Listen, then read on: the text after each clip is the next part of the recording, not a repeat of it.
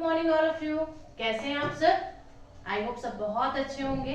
तो जैसे कि आप सभी को पता है कि पटवारी का एग्जाम आने वाला है ना? एग्जाम आने वाला है, क्या एग्जाम आ चुका है और 1 महीने में हमारी एग्जाम भी होने वाली है। तो उसी के से रिलेटेड थोड़ा सा सिलेबस डिस्कस करना चाह रही हूँ मैं आप लोगों से। तो देख लेते हैं क्या क्या आ रहा है आपके सिलेबस में। वैसे बच्चे बहुत ज्यादा होशियार हैं हमारे यहाँ, उन्होंने देख ही लिया होगा कि क्या क्या सिलेबस है, कहाँ कहाँ से फॉर्म डाला जाना है, कौन कौन फॉर्म डाल रहे हैं, कौन कौन फॉर्म डाल सकते हैं, है ना? ये सारा कुछ आप लोगों ने देख ही लिया होगा। चलिए, तो आज अपन डिस्कस करते हैं। वैसे ऑलरेडी ये डिस्कस हो चुका है हमारे चैनल पर, लेकिन फिर से एक बार देख लेते हैं। सबसे पहली बात हम बात कर रहे हैं पटवारी के सिलेबस की, है ना? जो जिसका एग्जाम कब होने वाला है? अभी जस्ट 10 तारीख को होने वाला है, जो कि कब होगा? 17 अप्रैल। अच्छा, 17 अप्रैल को होने वाला है क्या? डेट आगे बढ़ गया, सॉरी मुझे आइडिया नहीं था इसका। 17 अप्रैल को होने वाला है पटवारी का एग्जाम। डेट थोड़ी सी आगे बढ़ गई, अच्छी बात है ना, आप लोग को तैयारी के लिए और थोड़ा सा समय मिल गया है। चलिए एक बार डिस्कस कर लेते हैं। सबसे पहली बात, तो हमारी जो पटवारी की परीक्षा होने वाली है वो टोटल कितने मार्क्स की होने वाली है? टोटल 150 नंबर की होने वाली है, 150 नंबर की होने वाली है। क्लियर? अब यहाँ से हम ये बात करेंगे कि कौन कौन से सब्जेक्ट से आपके कितने कितने नंबर के क्वेश्चन बन रहे हैं। तो देख लेते हैं। सबसे पहले तो कंप्यूटर के बारे में देखो, 3 खंड में इसको डिवाइड किया गया है, भाग क, भाग ख और भाग ग। मोबाइल दीजिए ना।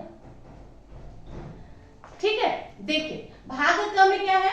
कंप्यूटर संबंधी जानकारियां, मतलब कंप्यूटर का एग्जाम होने वाला है।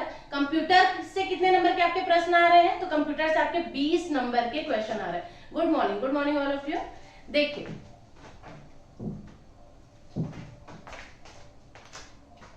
फिर आते हैं हम, कंप्यूटर से 20 नंबर का आएगा, ये तो हमने जान लिया। अब देखो इसमें क्या क्या पढ़ना है आपको, कंप्यूटर में क्या क्या नहीं पढ़ना है, उसके बारे में हम आगे देखेंगे। अभी सिर्फ हम सिलेबस डिस्कस कर रहे हैं कि कौन कौन से नंबर के लिए आपको कौन कौन से सब्जेक्ट का कितना तैयारी करना है, ताकि आपको एक बेसिक्स आइडिया हो सके। ठीक, दूसरा एक हो गया हमारा कंप्यूटर। भाग ख में है आपका हिंदी। हिंदी से आपके कितने नंबर के क्वेश्चंस आ रहे हैं? हिंदी से आ रहे हैं आपके 10 नंबर के क्वेश्चन। देखो हिंदी से तो एक भी क्वेश्चन तुम लोगों का मिस नहीं होना चाहिए, क्योंकि हिंदी और इंग्लिश ये एक ऐसे सब्जेक्ट होते हैं जो आपको नंबर को खींचने में सहायता करते हैं। हाँ मुझे पता है इंग्लिश बहुत लोगों का थोड़ा सा दिक्कत जाता है, लेकिन कोई इशू नहीं है, उसकी भी प्रिपेयर आप लोगों को करवा दी जाएगी। क्लियर है? देखिए हिंदी से आपके 10 नंबर के क्वेश्चन आ रहे हैं, जिसमें आपको नॉर्मली स्वर, व्यंजन, वर्तनी, लिंग, वचन, काल, यही सारा कुछ आ रहा है। ठीक है, चलिए आगे देख लेते हैं। फिर है हमारा अंग्रेजी। अंग्रेजी से भी हमारा 10 नंबर का क्वेश्चन आ रहा है, मतलब हिंदी से भी आपका 10 नंबर का क्वेश्चन आ रहा है और अंग्रेजी से भी आपका 10 नंबर का क्वेश्चन आ रहा है। ठीक है, चलिए आगे देखते हैं। अंग्रेजी के बाद क्या है? अब हम आए हैं गणित की तरफ। गणित से बच्चे 30 नंबर का आपका क्वेश्चन आ रहा है, और जिन बच्चों की हालत खराब हो रही है गणित के अंक को देख करके, तो अपना हालत मत खराब कीजिए, क्योंकि गणित का तैयारी मैं स्वयं आप लोगों से करवाऊंगी। छोटी छोटी चीजों से हम पढ़ना चालू करेंगे, जो आपके एग्जाम के लिए बहुत ज्यादा जरूरी है।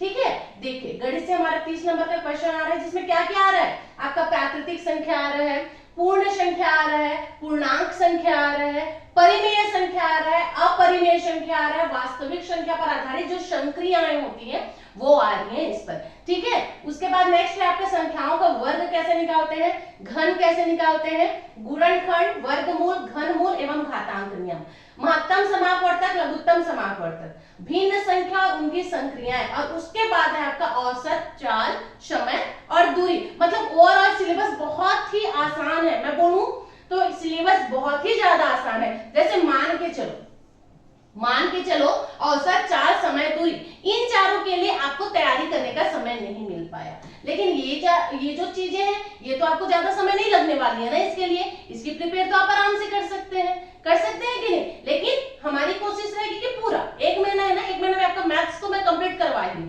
धीरे धीरे ही सही, लेकिन मैथ्स आप लोग का कंप्लीट करवा दिया जाएगा। क्लियर है यहाँ तक? चलिए नेक्स्ट है हमारा, तो ये सिलेबस में एक बार तुम लोग अपने माइंड में रखो। कैसे माइंड में रखो? कौन से सब्जेक्ट से कितने नंबर का क्वेश्चन आ रहा है वो तो आपके माइंड में रहना ही चाहिए, लेकिन सिलेबस में आ क्या क्या रहा है ये भी आपको पता होना चाहिए, तभी तो आप उसके हिसाब से तैयारी कर पाएंगे ना। तो पटवारी के लिए एक चीज मैं बहुत अच्छे से आपको बता दूं कि मैथ्स तो आपका प्रिपेयर होना ही चाहिए। ठीक है, कोई भी वनडे एग्जाम दे रहे हैं बच्चे आप, तो कोई भी वनडे एग्जाम के लिए आपका मैथ्स प्रिपेयर होना बहुत ज्यादा जरूरी है, तभी आप कोई भी एग्जाम को दे पाएंगे। ठीक है, तभी आप एग्जाम क्लियर कर पाएंगे। जैसे मान लीजिए मैं बात करूं पीएससी वगैरह का, पीएससी में जैसे मान लीजिए आपका मैथ्स नहीं भी बनता तो रीजनिंग से सी सेट आप क्लियर कर सकते थे, क्योंकि उसमें छत्तीसगढ़ी लैंग्वेजेस होती हैं, हिंदी होती है, इंग्लिश होती है ना, ये सारी चीजें होती हैं, तो आप एक बार सी सेट वहां से क्लियर कर भी सकते हो। लेकिन बच्चे जो ये वनडे एग्जाम्स होते हैं ना, उसमें आपका मैथ्स बनना बहुत जरूरी है। और एक बात और, जिन बच्चों को मैथ्स से बहुत ज्यादा डर लगता है उनके लिए मैं खुद आ रही हूँ, एक बार आप मेरी क्लास देखिएगा, ठीक है, एक बार आप मेरी क्लास देखिएगा, खासकर वो बच्चे जिनको मैथ्स में बहुत ज्यादा दिक्कत होता है। कोशिश करूंगी बहुत से इजी वे में आपको एक एक पॉइंट बिल्कुल क्लियर करवाने का। क्लियर है? चलिए, ये रही मैथ्स की बात। अब देखो इकाई 2 में क्या है, ये सिर्फ इकाई 1 का था, ठीक है ना, सिर्फ इकाई 1 का था, मैथ्स तो भी और बाकी है, मतलब बोलते हैं ना कि ये तो बच्चे ट्रेलर है, पिक्चर तो भी बाकी है।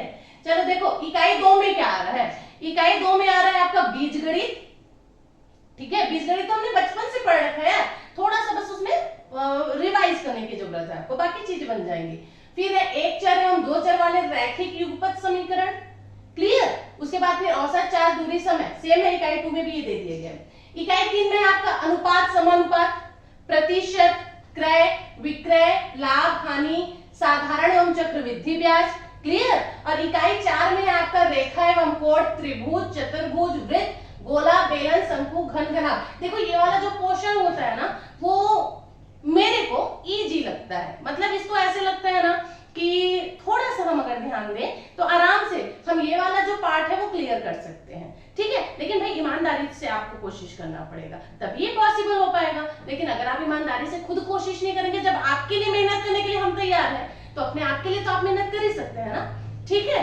चलो अब हम आते हैं भाग ग की तरफ। भाग ख क्लियर हो गया ना, भाग ख में क्या है आपका मैथ्स है जो 30 नंबर का आ रहा है। अब आपको देखकर डर लग रहा होगा इतना सारा मैडम कैसे पढ़ेंगे, नहीं पढ़ना है ना, जो इंपॉर्टेंट है सिर्फ वही पढ़ना है अपने को। 1 महीने में, 1 महीने के लिए आपकी रणनीति कैसी होनी चाहिए वो मैं आपको बताने वाली हूँ, ठीक है। मेरे साथ आपको तैयारी करना है और बहुत आराम से तैयारी करना है, पूरा मैथ्स नहीं पढ़ना है ना हमको सिर्फ वही मैथ्स पढ़ना है जो हमारे लिए इंपॉर्टेंट। क्लियर है? चल आगे देख लेते हैं भाग ग की तरफ। भाग ग में क्या आ रहा है, भाग ग में आपका रीजनिंग आ रहा है। रीजनिंग को ही तो हम अपन क्या कहते हैं, मानसिक योग्यता का कहते हैं ना, 15 नंबर का आ रहा है, तो रीजनिंग बन जाता है, ठीक है। रीजनिंग उतना टफ नहीं है, स्ट्रेस लेने की जरूरत नहीं है। इसमें भी कौन कौन सा पोर्शन आपको पढ़ना है वो मैं आपको डिस्कस करके बता दूंगी। सारा कुछ नहीं पढ़ना है, जो इंपॉर्टेंट है वो आपको पढ़ना है बस। क्योंकि अगर आप सोचोगे ना कि पूरा मैं पढ़ लूं, पॉसिबल नहीं, ठीक है। लेकिन हम ये कर सकते हैं, हमारे बस में ये है कि जो जो चैप्टर्स इंपॉर्टेंट है। अब आपको कैसे पता चला मैडम ये चैप्टर इंपॉर्टेंट है, तो मैडम को ऐसे ही पता चला क्योंकि हमने पुराने जो एग्जाम के क्वेश्चंस थे उसको एनालिसिस किया है, ठीक है। पुराने एग्जाम के क्वेश्चन, और बस एक यही तरीका होता है जानने का कि कैसे टाइप के पैटर्न में आपके एग्जाम आ सकते हैं। बाकी क्या आने वाला है वो तो खुद एग्जाम देने वाले को नहीं पता रहता है, जो एग्जाम का पेपर बना रहा है उसको, ठीक है। बाकी हमारा काम है मेहनत करना, वो तो हम करेंगे। क्लियर है? चलिए तो इसमें क्या आ रहा है आपका रीजनिंग। रीजनिंग कितने नंबर का बन रहा है आपका, 15 नंबर का बन रहा है। चलिए सामान्य अंक से आपके 35 नंबर के क्वेश्चन बन रहे हैं। अब सामान्य ज्ञान से, सॉरी, तो सामान्य ज्ञान मतलब क्या समझते हैं आप, सामान्य ज्ञान मतलब क्या हो सकता है, तो सामान्य ज्ञान मतलब आपका संवैधानिक प्रावधान मींस आपका पॉलिटिकल साइंस, संविधान बोल सकते हैं, ठीक है। तो यहाँ से भी कुछ पोर्शन है जो आपके लिए इंपॉर्टेंट है, तो मैं क्या करूंगी ना, सिर्फ यही है जो इंपॉर्टेंट आपके लिए दिया गया स्पेशली, सिर्फ वही चैप्टर पेपर आपको रिवाइज करवा दूंगी, ठीक है। संविधान का जो जो पोर्शन से आपके एग्जाम में क्वेश्चन बन रहे हैं सिर्फ वही मैं आपको रिवाइज करवा दूंगी अगर समय बचा तो। क्यों? क्योंकि मैंने आपको बताया कि मैं 1 महीने की रणनीति आपको बताने वाली हूँ। उसमें क्या आता है आगे देखते हैं, ट्विस्ट है, बने रहिए लास्ट तक। देखिए फिर आते हैं हम हिस्ट्री की तरफ। हिस्ट्री में क्या आ रहा है हमारा, तो हिस्ट्री है भाई, इसमें जो जो चीजें आ रही है आप लोगों को दिख रही है सामने में। स्पेशली हिस्ट्री की अगर आप प्रिपेयर कर रहे हैं ना, तो हिस्ट्री में जो 1857 की क्रांति है ये तो जरूर से पढ़िए आप। 1857 की क्रांति, 1947 की क्रांति, ठीक है, ये आप लोग को जरूर से पढ़ना है। क्या मैं ये बोलूं कि हिस्ट्री का अगर आप प्रिपेयर कर रहे हैं बच्चे और आपने अभी तक शुरू नहीं किया है, हाँ तो आप बस कीजिए, अभी समय नहीं है हिस्ट्री के लिए। आप प्राचीन इतिहास और मध्यकालीन इतिहास तो रहने ही दीजिए, आधुनिक इतिहास पढ़ लो अगर समय है, ठीक। चलिए आगे देख लेते हैं। फिर है हमारा भूगोल, जियोग्राफी। जियोग्राफी से छत्तीसगढ़ बोर्ड कक्षा 10वीं तक के स्तर का सामान्य भूगोल आ रहा है, नॉर्मल है। 10वीं तक आपने जो भूगोल पढ़ा है ना वो आ रहा है, लेकिन मैडम हमने तो 10वीं में पढ़ा था ना, अभी तो 10वीं को पढ़े हुए बहुत समय हो गया, अभी हम क्या करें। हाँ तो मैं आपको समझाती हूँ, जैसे कि मत समझो, मैं करवा दूंगी, ठीक है। तुमको समझाने में बहुत समय लग जाएगा। सौर मंडल वगैरह के बारे में सुना है ना कभी, बस वही सौर मंडल, दुनियादारी, यही सब अपने को पढ़ना रहेगा इस जियोग्राफी के अंतर्गत। क्लियर। नेक्स्ट है हमारा अर्थव्यवस्था के बारे में, वही पंचवर्षीय योजनाएं वगैरह आएंगी इसके अंतर्गत। तो अर्थव्यवस्था के लिए बच्चे आप एक काम करो, आप करंट की बुक ले लो, ठीक है। करंट की बुक में आपको क्या करवा दिया जाएगा, इकोनॉमी पढ़ा दिया जाएगा, ठीक है, जिसमें अर्थव्यवस्था के बारे में आपको जानकारी मिल जाएगी। आगे देख लेते हैं सामान्य विज्ञान। सामान्य विज्ञान मतलब वही है, सामान्य विज्ञान किसको कहते हैं, केमिस्ट्री, फिजिक्स, बायोलॉजी, और वो भी 10वीं लेवल तक का आपका है। अगर आपने 10वीं में अच्छे से पढ़ाई की है तो आपका बन जाएगा, नहीं किया है तब भी आपका बन जाएगा, बस जुड़े रहना हमारे साथ। क्लियर है। चल अब आते हैं हम समसामयिक घटना, मतलब करंट अफेयर की बात हो रही है। एक चीज याद रखेंगे, करंट अफेयर से आपका 15 नंबर का क्वेश्चन आ रहा है, और करंट अफेयर बिल्कुल छूटना नहीं चाहिए। करंट अफेयर आपका बिल्कुल भी छूटना नहीं चाहिए। समझ आ गया ये चीज, करंट अफेयर बिल्कुल भी छूटना नहीं चाहिए। अभी से लग जाओ इसकी तैयारी में, जो जो भी लिखा हुआ है आपके करंट अफेयर में वो कुछ भी आपका यहाँ से मिस नहीं होना चाहिए। तो ये था हमारा सिलेबस डिस्कशन, जो कि मैंने आपको बताया कि क्या क्या आ रहा है। समझ गए ना हम सब। चलिए अब आप बात कर लेते हैं थोड़ा सा फॉर्म के बारे में, कि मैम फॉर्म कब भरें, कब तक भरें, क्या है, कैसा है। तो बच्चे एक चीज मैं आपको बता दूं, जो फॉर्म आई हुई थी हमारे यहाँ, इसकी जो अधिसूचना है वो 25 फरवरी को जारी की गई थी, आप सबको पता है। और फॉर्म डलना कब से चालू हुआ है, तो फॉर्म जो भरना है ना, आवेदन की जो तिथि है वो आपके 4 मार्च से स्टार्ट हो चुकी है। ध्यान से सुनो, जिनको नहीं पता है बिल्कुल अपना दिमाग खोल कर यहाँ पर बैठ के देखेंगे। 4 मार्च से स्टार्ट हो चुकी है, फॉर्म डलना 4 मार्च से स्टार्ट हो चुका है, ठीक है। और कब तक भर सकते हैं, तो हम इसको डाल सकते हैं, अंतिम तिथि है 23 मार्च की। 4 मार्च से स्टार्ट हो चुका है, 23 मार्च लास्ट डेट है, और लास्ट डेट के चक्कर में कोई नहीं बैठे रहेगा। आ रहा है समझ में, क्योंकि लास्ट डेट में हम भरेंगे, लास्ट डेट में हम भरेंगे, करते करते आप लास्ट डेट में पहुंच जाते हैं, उस दिन इतनी ज्यादा सर्वर डाउन होती है कि किन्हीं बच्चों का तो फॉर्म भी नहीं भरा पाता है। इसी कारण से लास्ट डेट की जरूरत ही नहीं ना, अपने को फॉर्म डालना है मतलब डालना है, हमको पता है। जो जो बच्चे फॉर्म डाल सकते हैं जरूर से डालें, मेहनत करो यार, कोशिश कर सकते हो ना, होना नहीं होना तो किस्मत की बात है, पर मेहनत करना तो हमारे बस की बात है ना, ठीक है। 23 मार्च हमारे लास्ट डेट है, ये भी हमने समझ लिया। चलिए अच्छी बात है जी। अब कुछ चीजें आपको जो बतानी थी मेरे को, हाँ ये है, देखिए जो सामान्य वर्ग के बच्चे हैं उनकी शुल्क कितनी, ऑनलाइन फॉर्म डालने के लिए 350 रुपए। सामान्य वर्ग के बच्चे को 350 रुपए देना है, वहीं ओबीसी वाले को 250 रुपए लग रहा है, ऑनलाइन फॉर्म की बात कर रही हूं मैं, ठीक है। और जो ST/SC है उनको 200 रुपए लग रहा है। तो बिल्कुल जहां जहां से पोस्ट निकली हुई है, जो जो डाल सकते हैं वो जरूर से डाले, बिल्कुल डाले। शैक्षणिक अर्हता में कुछ नहीं है, 12वीं पास चाहिए। एज की बात करें 18 से 40 वर्ष, ठीक है, यहां तक समझ लिया। अच्छा, कंप्यूटर की डिग्री होनी चाहिए, ये तो है ना भाई, कंप्यूटर की डिग्री होनी चाहिए। वो तो आप बाद में भी टाइम दिया जाता है, जैसे मान लीजिए आपने एग्जाम दिया ना, उसका फिर बाद में भी आपको टाइम दिया जाता है, आप कंप्यूटर की डिग्री बनवा सकते हैं, कर सकते हैं।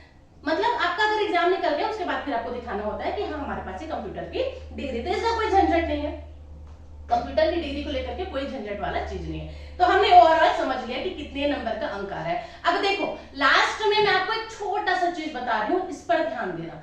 छोटा सा चीज वो ये है कि अगर मान लीजिए, एक सेकंड मैं आपको बताती हूँ, देखो हमने यहाँ पर जो डिस्कस किया उसके अकॉर्डिंग हमको ये समझ आया कि भाग 1 से आपके कितने नंबर के क्वेश्चन आ रहे हैं। भाग 1 से आ रहा है आपका कंप्यूटर, 20 नंबर का क्वेश्चन बन रहा है। कंप्यूटर का कितने नंबर का क्वेश्चन बन रहा है, कंप्यूटर से आपका 20 नंबर का क्वेश्चन बन रहा है ना। कंप्यूटर से आपके 20 नंबर के क्वेश्चन बन रहे हैं। चलिए अच्छी बात है। भाग 2 में हमने क्या देखा है, भाग 2 में आपकी हिंदी है, इंग्लिश है और गणित है, इन दोनों को रखा गया है। भाग 2 में आपके किसको किसको रखा गया है, हिंदी, अंग्रेजी और गणित को रखा गया है।